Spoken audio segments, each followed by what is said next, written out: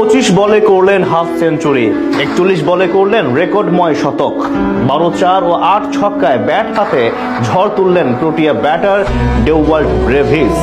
প্রোটিয়াদের গড়া রান পাহাড়ের সামনে পাত্তাই পায়নি অস্ট্রেলিয়া। টিম ডেভিডের 50 রান শুধুমাত্র কমিয়েছে ব্যবধান। এদিন দুই দলের লড়াই দেখতে মাঠে ছিলেন টাইগার ওপেনার নাইম শেখ। দক্ষিণ আফ্রিকা ও অস্ট্রেলিয়ার এমন হাই ভোল্টেজ ম্যাচ নিয়ে বাকিটা জানবো রিপোর্টে।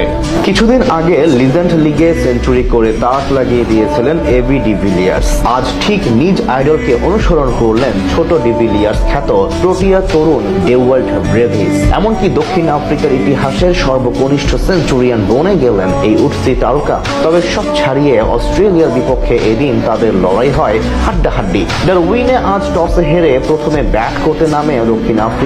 ওপেনিং এ নেমে শুরুটা দারুণ করেন দুই উদ্বোধনী ব্যাটার এইডেন মার্করাম এবং রায়ান রিকেলটন। তবে বেশি বড় হয়নি তাদের জুটি। ইনিংসের চতুর্থ ওভারে 10 বলে 14 রান করে বেন ডারশুইসের বলে আউট হয়ে সাজঘরে ফিরেন রিকেলটন। পরের ওভারে 18 রান করা ক্যাপ্টেন মার্করামকে থামান গ্লেন ম্যাক্সওয়েল। একই বোলারের বিপক্ষে স্ট্যাম্পিং এর ফাঁদে পড়ে আউট হন প্রিটোরিয়াস। টানা 3 উইকেট হারিয়ে কিছুটা ব্যাকফুটে চলে যায় প্রোটিয়ারা। তারপরই শুরু হয় ডেওয়াল্ট ব্রেভিসের টর্নেডো। তাকে সঙ্গ দেন ক্রিশ্চিয়ান স্টাপস। দুজনে মিলে প্রাথমিক ধাক্কা সামাল দেওয়ার পাশাপাশি দারুণভাবে এগিয়ে নিতে থাকেন স্বাগতিকদের রানের চাকা। বিশেষ করে অজি বোলারদের বিপক্ষে বিধ্বংসী রূপ ধারণ করেন ব্রেভিস। মাত্র 25 রানে তুলে নেন অর্ধশতক। এরপর আরো বেশি আগ্রাসী হন তিনি। একের পর এক 4 ছক্কার ফুল ঝুড়িতে মাত্র 41 বলে 3 অঙ্ক স্পর্শ করে ফেলেন এই তরুণ ব্যাটার, যার মাধ্যমে দক্ষিণ আফ্রিকার পক্ষে সর্বকনিষ্ঠ ক্রিকেটার হিসেবে টি-20 ফরম্যাটে সেঞ্চুরি হাঁকানোর রেকর্ডটি নিজের করে নেন তিনি। শতক হাঁকানোর পর অবশ্য কিছুটা গতি কমে যায় তার ব্যাটের। অপর প্রান্তে স্টাফসোল আউট হয়ে যান 22 বলে 31 রান করে। তার ব্যাট থেকে আসে মাত্র 3টি চার। শেষ পর্যন্ত ব্রেভিসের 56 বলে 125 রানের নান্দনিক ইনিংসে ভর করে 218 রানের পুঁজি পায় দক্ষিণ আফ্রিকা।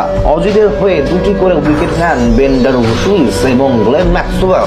জবাব দিতে নেমে শুরুটা মন মতো করতে পারেনি অস্ট্রেলিয়া। মাত্র 5 রান করে বিদায় নেন বামহাতি ওপেনার ট্রাভিস হেড।